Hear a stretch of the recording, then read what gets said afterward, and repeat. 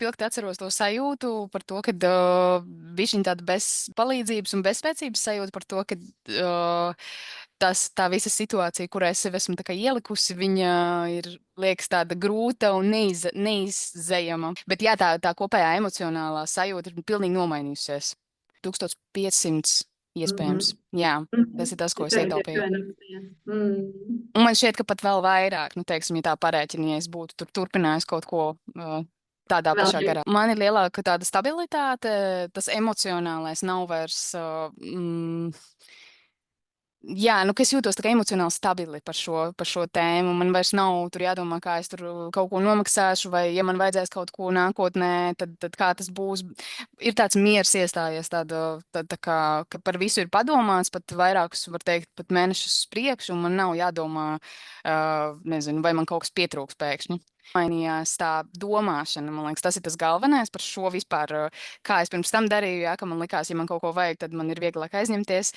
Tad tagad ir, ja man kaut ko vajag, tad es par to padomāju laicīgi. Tas bija atbalstošs ceļš uz tavu mērķi. Nu, kad tu tā kā ej pa to ceļu un tevi no visām pusēm atbalsta, lai sasniegtu to savu mērķi.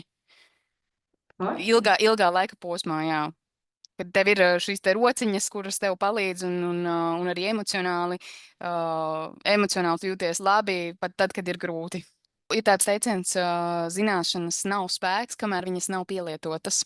Šitais ir baigais, ko es pats priekš sevis sapratu, jo, jā, es ļoti daudz ko biju skatījusies YouTube, bet, ja mēs tā paskatāmies reāli, nu, ko es no tā paņēmu, ko es no tā varēju paņemt ļoti minimāli, kas man reāli, nu, tā kā vispār, var teikt, tas viss, ko es biju pētījusi un skatījusies, man neizmainīja manu situāciju. Manu situāciju izmainīja, laikam, vairāk tā individuālā pieeja, es teiktu, tas, kad pievēršās tikai tev un skatās uz tikai tavām finansēm. Droši vien arī tie zūmi kopējie, kur mēs tā kā, kurus varēja dzirdēt arī citus latviešus, ka tie nebija amerikāņi, tie nebija, nu, no citas valsts, kad, nu, mēs dzīvojam vienā valstī un tā situācija, tas, nezinu, tur izmaksas varbūt plus mīnus ir vienādas. Jā, es domāju, noteikti tas ir tā kā uz dzīvi, var teikt, kad tu tiešām iemācies kaut kādas lietas, par kurām pēc tam tev vēlāk, nu, arvien mazāk varbūt būs jādomā. Domāju, tas noderētu pirmkārt cilvēkiem, kuri dzīvo no algas līdz algai, un kuri nemāk izkāpt no tā apļārā aburtā loka, kuri vienkārši dzīvo automātā un nemāk,